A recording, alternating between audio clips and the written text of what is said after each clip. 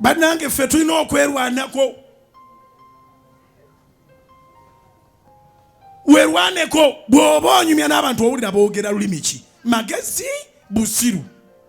Binza okuba nga si bya busiru nnyo nti oli stupid nnyo naye nga temulimu makulu. Ebintu byonna by'owulira naye nga tebinna wadde akatonda k'okumanya n'okutegeera ke biteeka mu bulamu bwo. Bigaane. Mbigaane ntya musumba weekutuleka abaleeta emboozi eyo. Nze Susan Mankula amanyi era yansoma era mwebaliza Katonda kubanga omuntu yenna okuwangala naye ateeka okutegeera. Emboozi gye sirinamu interest ne bw'oba otudde nange bw'oti tolina bw'ogiyiza. Olugitandika bwe pa nga nkusuulako topic endala ate nga topic gye nkusuddeko development ng'olwaza omanye abantu nga baagala okunyumya ebitagasa ne bw'omuzaabuza era abikomyawo. Buli lwabikomyawo nga nziramu nyingiza nkubulookinga. Sobola okubulookinga nga si bulookinze essimu nga ondiikaawo ku lusegere n'osiba ng'onoonya woyisa emboozi enfu ne wabula. I can always pay attention on what is constructive. Obwo obudde tebumbula. Si bulwangako budde bwa bizimba.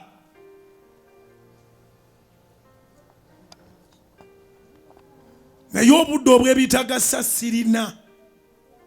Kubanga nina challenge mu bulamu bwange. Waliwo obulamu bwe njagala okukyusa bwe nakuliramu.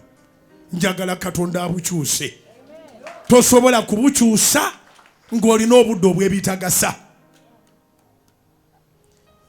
Another big challenge that I have, njogera naawe. Nsobola okuga nti omukyalo oyo ayimirirako gwe alina PhD. Waliwo alina PhD awo. Watikirwa doctorate watikirwa ki? Wangi? Watikirwa bachelor. Ewaddeyo n'osoma ng'oli mukulu. Amiina. Twebaza Mukama. Naye aba PhD we bali wano n'aba bachelors n'abaki. Kaakati oyogera otya n'abantu abo ng'osiba yasamiridde mu bitagasa. Mbuliza neighbor nsinga gwe wano okyajja.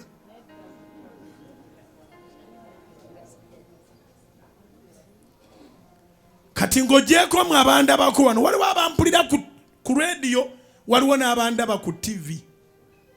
Akatono kemmanyiiko kuba tewali amanyi byonna ekyo njagala okimakingi naye akatono kemmanyiiko bwe mba mpuliriza radio banga ndaba TV n'okola bulanda n'oddamu ey'okubiri eyo channel sigiddako.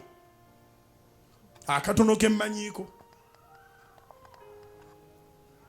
Akatono kemmanyiiko. Kankuwa ekyokulabirako singa omuntu agambye nti Makko essula ya 20 Olunyole 15 n'ayogera n'ebiriwo nzijjawo bujja kubanga Makko mumanyi nti akoma ku ssula 16 gwe Makko essula ya 20 ogijjeewa n'ogifunira n'olunyiriri nkuwadde ekyakulabirako. Kati nze ndowoleza ddala nti bwendi n'abalala bangi abalinga nze nga bwesuuliriza bitagasa nange saagala kwogera bintu nga sibyekakasa nti binaakuyamba.